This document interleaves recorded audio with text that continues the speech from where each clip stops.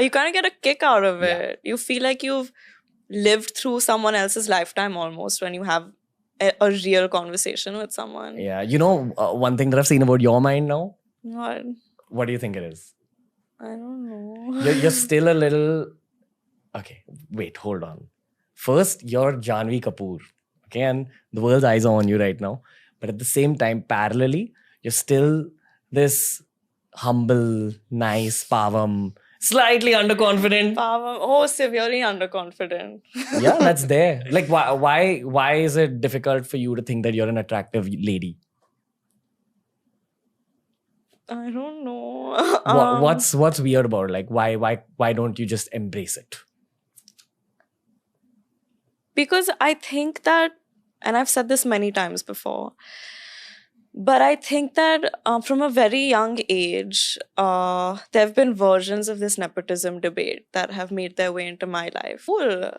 Since as long as I can remember, small remarks like, you know why you did well on that test is because your parents are famous and like the teacher's starstruck, or like, oh, you only like, this person's only friends with you because like they think you're cool because you're famous. So everything in my life, someone has taunted me about saying it's not you they like, it's not you they value, it's your parents. So I think it kind of like diminishes or makes you question what you have to offer in this way.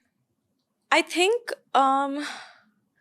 see, I need to admit to myself that there is some amount of truth in what all of these people are saying, and I would rather be underconfident than be delusional to like all of this attention and everything I'm getting, and I'm on beer biceps and all only on my own merit. That's delusional. And I'd rather be underconfident about it than arrogant in what I have in life. So it's okay. Like, I'll deal with some of those feeling like down and out kind of days, but I'd rather have that than be... Because I think when you're arrogant about it, you get complacent in your art and you stagnate in your growth as a person. And that's what I would hate. Probably the world of films. I guess so. I mean, that's one argument for nepotism then. It's a scientific one. Like, what do you do? It's in my mitochondria.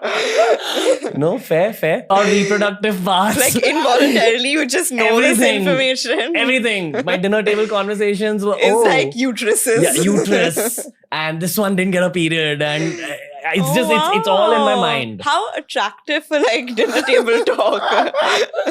It's so normal for me that, it's just become a part of my life. It also made me understand that men's and women's bodies are very different. So different. And that makes obviously the energies are different, but it changes so much, I think.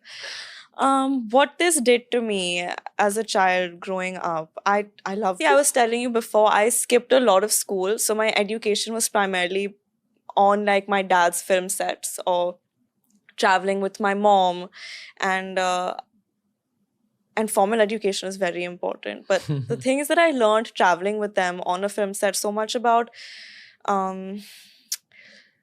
things like respecting people's time, different cultures. And I think that emotional intelligence that comes with understanding the sensitivity of an artist in artistic environment is so priceless. And we at home are so consumed by our love for films and cinema and honest good work in that field that it's what drives us. I think my dad going, I think apart from the love and support that we feel from our family, is our love for films. Honestly, I don't think I'd have the will to go through with it if I didn't love what I do so much. In a way that it's almost selfish. I love it so much, I like, it's almost keeping me alive, I think. Okay, so let me ask you a question. If I came to you for a job interview, would I get the job on the basis of this conversation? If you showed up, I wouldn't take the interview because then I'd keep like blushing in the middle of it. That's cute. No, I'm kidding.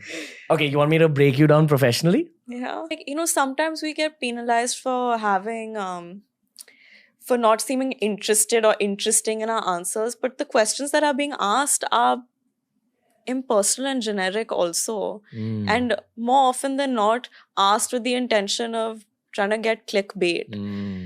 So you already feel like defensive. Can I get some clickbait? I'm sure you're gonna get clickbait because like in exactly 7 minutes I'm gonna tie up my hand, like fold my legs and like speak rubbish because that's what always happens. No, chill. I'm gonna protect you, JK. Okay, good. But what I do want to ask you is, you spoke about impersonal questions, so I'm gonna go like hyper personal now. Okay. Are you ready? I'm ready. Okay. What's your biggest insecurity? For me, I think what if I am as little as people think of me, or I am as limited as they would imagine me to be. What if? Through your career, have you had any mental health issues which you've just hidden by, like, you know, smiling through it? I think so. I think each one of us has. I don't know because I never went to a therapist. I kind of therapized myself. Because you didn't need one. No, I tried it. I tried it a couple of times. There were phases in my life, especially after my dad. I didn't know how to deal with my emotions. I was in a new country. I didn't know people. I was walking into meetings where people didn't know me. I was reintroducing myself at the age of 31, 32 after I had conquered another industry in India. So, you know, all of those things added a lot of pressures on me, you know, when you're starting all over again in another country where a culture is different, everything was different, and I was alone. So it took a big toll on me at that point, and I don't know if I can clinically say I was depressed or not, but I really felt like I was. I tried to go to therapists, but because I didn't have the consistency of time, I didn't follow through. So I kind of logified with myself. I'm someone who talks to myself, and I think about things, whether it's in my dreams or whether it's when I'm awake. I talk to myself about how I'm feeling and how I can overcome, feel it. To accept it. To accept it. I think you have to reach a place of acceptance of the fact that it's okay to feel that way instead of beating yourself up about it. Did you also keep your mind busy with work? For a while, I did. And that was not the best decision. It was me running away from my issues, whereas I realized that especially when you have something that you're mentally feeling like you can't move on from, you have to find support. You have to find someone you can rely on. I relied a lot on my friends at that point. I chose, instead of being alone and dealing with it alone, I would go out, seek out people that actually care about me.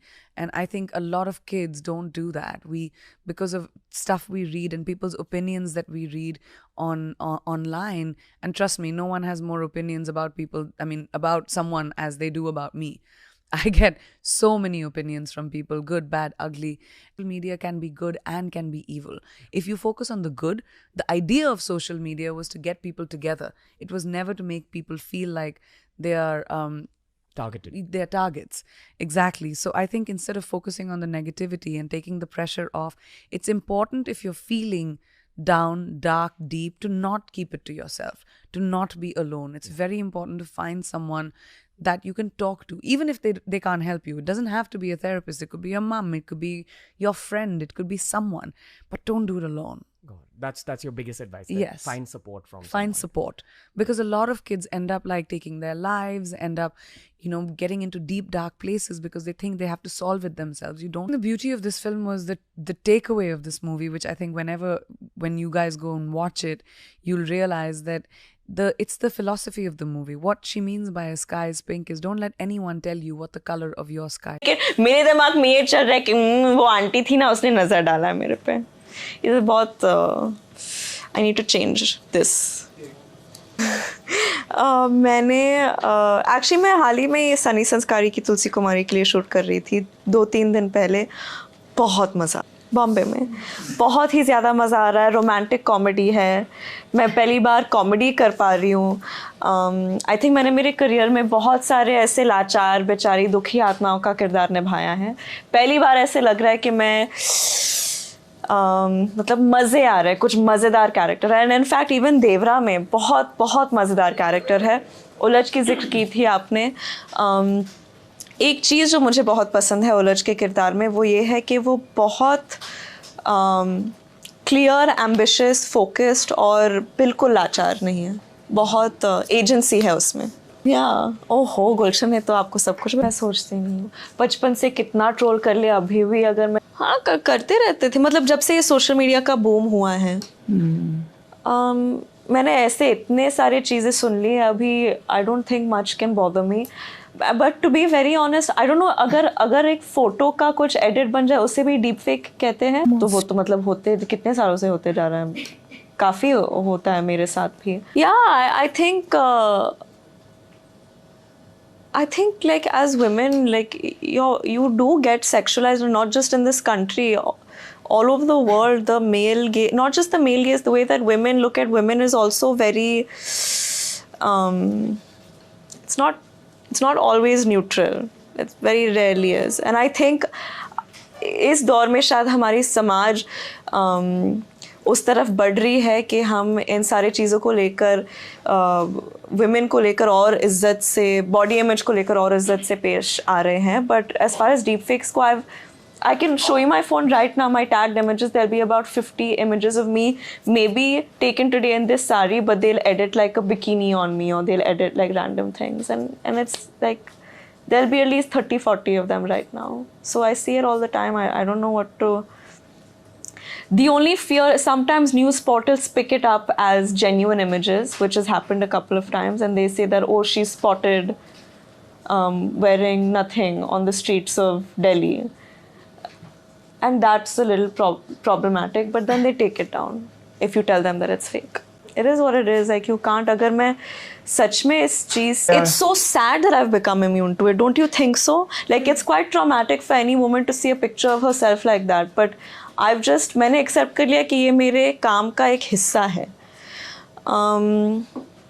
और अगर मैं इस चीज़ के बारे में गहराई से सोचूं तो शायद मैं बहुत निराश हो जाऊंगी. सिर्फ मेरे लिए ही नहीं, बल्कि कि ये स्टेट है. This is the state of affairs in our society. But you can't think about it. It's happening at such a high frequency. I hope better sense prevails. But as of now, it doesn't seem, at least to do with deep fakes, I just feel like it's getting problematic. नहीं. I think मेरे जो भी co-actors रहे हैं वो बहुत प्यार से बर्ताव किया उन्होंने मेरे साथ. चाहे वो पंकज सर हो या राज या गुलशन या रोशन या वरुण या जो भी हो, आउटसाइडर्स इनसाइडर्स, ये जो डिवाइड क्रिएट किया गया है हमारे अभी इंडस्ट्री में, I think they've all been very respectful, at least to my know, they've been respectful about, and I don't think they have any doubts about why I was doing the films that I was doing. I hope not. Manage करते हैं, लेकिन क्योंकि मैं कमा रही हूँ तो और घर चलाने में मैं उनका हाथ बटा रही हूँ. So I think it's like an equal say, but मुझे, because I don't have the patience or bandwidth. And right now I think the funds need to be allocated in a certain area, so I'm working towards a goal. A monthly goal that I need to hit. No, I need to hit a monthly goal to keep the house running. Yeah. मगर मुझे ये सब करना है. अभी तो घर चलाने में ही सब कुछ आ रहा है. कौन से जासूस लगा दिया आपने मेरे पीछे? आप मेरे फूड वीडियो, पूरा होम पेज फूड वीडियो से भरा है. वो ASMR जानते हैं आप लोग? हाँ, वो चबाने का, वो कुछ शक्कर का कुछ कवर्ड जापानीज चॉकलेट खा रहे हैं या आइसक्रीम करके अजीब सा नया शुरू किया है मैंने, क्योंकि I just got a dog. Japanese anime कोई थे, वन पंच मैन, साइतामा. मेरे दोस्त ने नाम रखा है साइतामा करके. एंड